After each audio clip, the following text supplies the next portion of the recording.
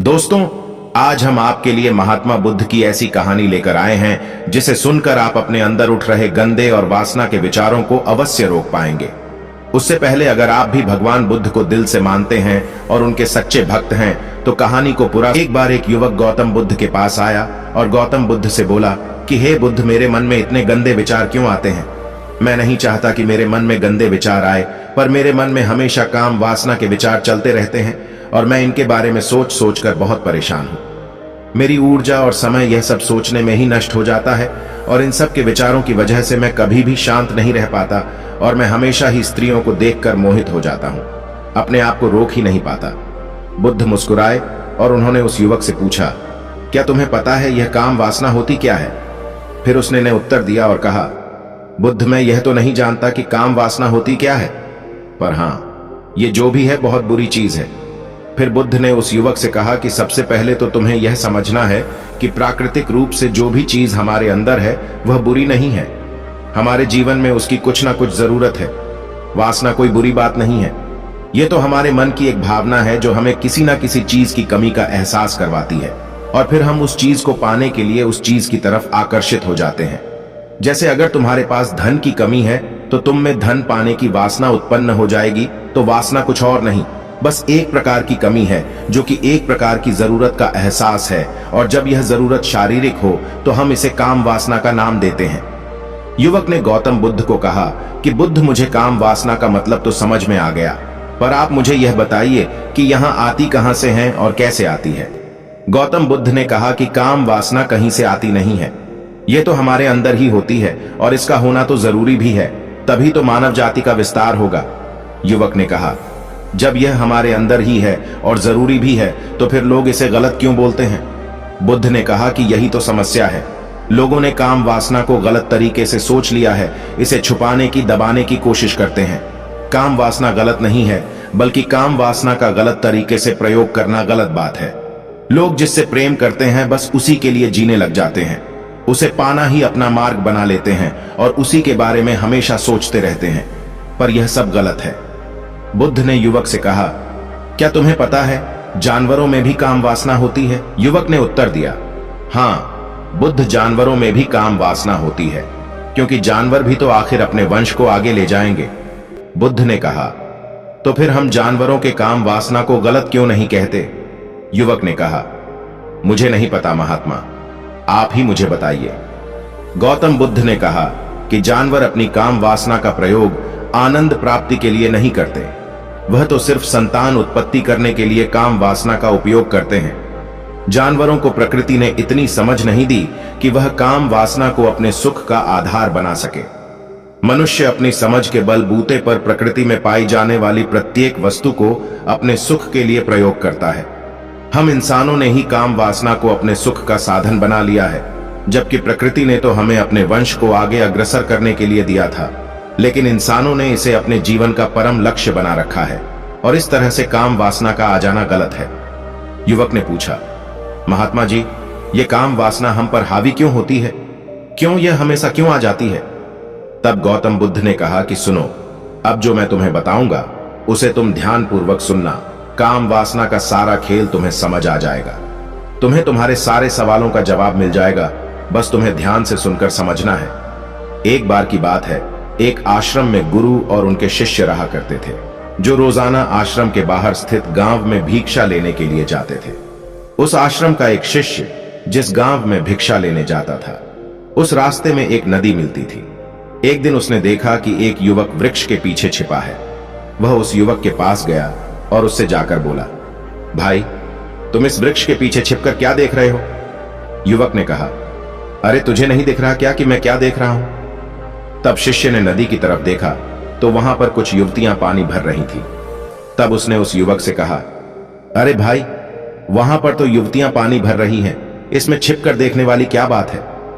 तब वो युवक शिष्य की तरफ देखकर उससे कहता है, अरे पागल, तुम्हें दिखाई नहीं दे रहा क्या कि कैसे यह परियां नदी से पानी निकाल रही है? जरा उनकी अदाओं को तो देखो, उनके कोमल शरीर को देखो, उनकी पतली कमर मटके को उठाते समय बाल खाती है और उनके बाल उनकी कमर पर कैसे लहरा रहे हैं, मानो सुंदरता बिखर रही हो। शिष्य ने फिर नदी की तरफ देखा और इस बार वह इसे देखता ही चला गया। अभी तक तो कुछ भी नजर नहीं आ रहा था और वह बिल्कुल निर्भय था। उसे किसी भी बात का कोई डर नहीं था। लेकिन अब वो छिपने लगा और उन युवतियों को देखने लगा। और जब वो छिपकर उन युवतियों को देख रहा था, तभी वह अचानक अंदर से कांप गया और उसने कहा कि यह मैं क्या कर रहा हूं? मैं जो कर रहा हूं वह सही नहीं है। मुझे यहां से चले जाना चाहिए। और फिर वह जल्दी से वहां से चला गया। वो आश्रम पहुंच जाता है। आश्रम जाकर वो अपने कार्यों में लग गया। लेकिन जो अभी वह देखकर आया था, वही उसकी आंखों के सामने बार बार आ रहा था। उसके मन में वही दृश्य चल रहा था। उसका मन वही सब कुछ देखने के लिए उतावला हो रहा था। उसका किसी भी काम में मन नहीं लग रहा था।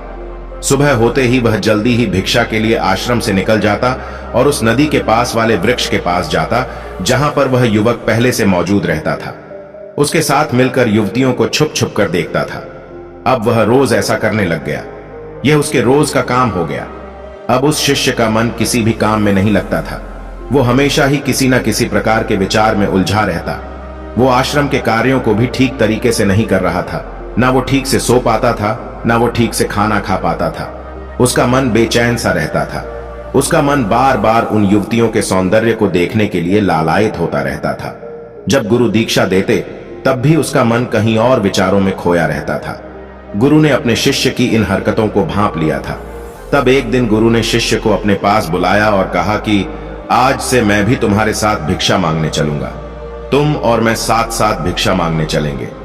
तभी शिष्य गुरु को मना करते हुए बोला, नहीं गुरुदेव, आप परेशान क्यों हो रहे हो? मैं अकेला ही ठीक से भिक्षा मांग सकता हूं। गुरु ने शिष्य से कहा कि ठीक है, तुम अकेले ही भिक्षा मांगने जाओ। शिष्य तुरंत वहां से भिक्षा मांगने के लिए निकल गया। उसके जाने के बाद गुरु भी आश्रम से निकल गए और शिष्य का पीछा करने लगे कि वो कहा जाता है, किससे मिलता है। ये सब देखने के लिए उसके पीछे पीछे चलने लगे। कुछ आगे जाने के बाद गुरु ने देखा कि उनका शिष्य एक युवक के साथ एक वृक्ष के पीछे अपराधी की तरह छिपा हुआ है और छिपकर कुछ देख रहा था। गुरु भी अपने शिष्य के पीछे गए कि आखिर उनका शिष्य क्या देख रहा है, जिसे देखने के लिए वो वृक्ष के पीछे अपराधियों की तरह छिपा हुआ है। गुरु ने देखा कि उनका शिष्य वृक्ष के पीछे छुपकर युवतियों को देख रहा था, जो कि नदी से पानी भर रही थी। तभी गुरु ने शिष्य को कहा कि तुम क्या देख रहे हो? अपने गुरु की आवाज सुनकर वह शिष्य घबरा गया और उसके पसीने छूटने लगे। वह थर थर कांपने लगा, जैसे किसी चोर को चोरी करते समय रंगे हाथों धर लिया हो। उसकी हालत खराब हो गई। वह कुछ भी नहीं बोल रहा था। उसके मुंह से कुछ टूटे फूटे शब्द ही बाहर निकल रहे थे। वो अपने गुरु से नजर भी नहीं मिला पा रहा था। गुरु ने शिष्य की तरफ देखा और कहा कि मेरा शिष्य तो निर्भय था, उसे तो किसी भी चीज का डर नहीं था, लेकिन यह क्या, तुम तो डर के मारे कांप रहे हो। शिष्य ने गुरु से कहा कि मुझे माफ कर दो गुरुदेव, मेरा इसमें कोई दोष नहीं है। उस युवक ने मुझे बहका दिया था, लेकिन आपसे मैं वादा करता हूं कि आज के बाद मैं ऐसा कभी दोबारा नहीं करूंगा। मुझे माफ कर दो। गुरु ने शिष्य से कहा कि कोई बात नहीं, पर इस बात का तुम ध्यान रखना कि हम जैसी संगति करते हैं, वैसा ही फल हमें प्राप्त होता है। उसके विचार हमारे अंदर प्रवेश करते हैं, इसीलिए अच्छी संगति करो, जिससे तुम्हारे अंदर अच्छे विचारों का प्रवेश हो। फिर गुरु और शिष्य आश्रम लौट आए और फिर से आश्रम के कार्यों पर ध्यान देने लगे। उसने उस रास्ते को त्याग दिया और दूसरे रास्ते से जाने लगा। वो अपने काम को ध्यान से करता, लेकिन धीरे धीरे उसके अंदर क्रोध उत्पन्न हो गया और फिर वो दूसरों पर क्रोध करने लगा और बेचैन रहने लग गया। अब वो सही समय पर भोजन भी नहीं करता था। वह भोजन भी बहुत कम खाता था। एक रात गुरु शिष्य के पास आए और उसे बोले कि अब तक तुम कितनी बार अपने वादे से मुकर चुके हो। यह सुनकर शिष्य अपने गुरु के चरणों में गिर गया और रोने लगा। रोते रोते ही उसने गुरु से कहा कि गुरुदेव, मैं कई बार अपना वादा भूला हूं, फिर वादा कर लेता हूं, लेकिन हर बार मैं वादा भुला देता हूं। मेरा मन मेरे नियंत्रण में है ही नहीं। मैं बहुत कोशिश करता हूं कि मैं अपने मन से सारे बुरे विचारों को निकाल डालूं, लेकिन मैं चाहकर भी ऐसा नहीं कर पा रहा हूं। फिर गुरु ने शिष्य को कहा कि चलो मेरे साथ। गुरु शिष्य को आश्रम के बगीचे में लेकर गए और शिष्य से कहा कि देखो, यहां पर कुछ नाली बनी हुई है, जिससे नदी का पानी इन पौधों तक आ रहा है और यह पानी एक निरंतर भाव से बह रहा है। क्या तुम इस पानी के बहाव को रोक सकते हो? शिष्य ने कहा कि हां गुरुदेव, मैं इस बहाव को रोक सकता हूं। फिर शिष्य ने मिट्टी उठाकर उस नाली में डाल दी। वो पानी कुछ देर के लिए रुक गया और फिर कुछ समय बाद मिट्टी के ऊपर से पानी बह गया। गुरु ने शिष्य से कहा, अरे यह क्या, यह तो पानी रुका ही नहीं। फिर शिष्य ने कुछ मट्टी पत्थर उठाकर उस नाली में डाल दिए और फिर कुछ समय के लिए पानी रुक गया, लेकिन फिर उस पत्थर के ऊपर से पानी निकल आया। फिर गुरु ने कहा कि यह क्या हुआ? पानी तो फिर से बह गया। तुम तो बोल रहे थे कि तुम इसे रोक दोगे। क्या हम किसी काम को रोकना चाहे तो क्या हम उसे रोक नहीं सकते? तब शिष्य ने कहा, कोई बात नहीं गुरुदेव, मैं इस पानी को तो आपको रोक के दिखाऊंगा। वह फिर से एक भारी सा पत्थर लेकर आया और उसे नाली पर डाल दिया और पानी रुक गया। तब गुरु से कहा कि देखा गुरुदेव, मैंने कहा था ना कि पानी को मैं रोक दूंगा। मैंने पानी को रोक दिखाया, आपकी बात मैंने पूरी कर दी। गुरु मुस्कुराए और बोले, अच्छा जरा ध्यान से देखो पा, ये रुक गया क्या? वो तो पीछे की नाली से बाहर आ गया और अगल बगल से बह रहा है। और ध्यान से देखो, इस पत्थर के आगे भी आ गया और यह पानी अपना रास्ता बदलकर फिर से आगे की तरफ बह जाएगा। और फिर कुछ देर बाद ऐसा ही हुआ। फिर गुरु ने शिष्य को समझाया कि तुम्हारे साथ भी तो ऐसा ही चल रहा है। तुम बार बार प्रयास कर रहे हो, पर हर बार तुम्हारा प्रयास टूट रहा है और यह हमेशा टूटता ही रहेगा। तुम कितना भी मिट्टी पत्थर रख लो, लेकिन पानी तो अपना रास्ता बना ही लेगा।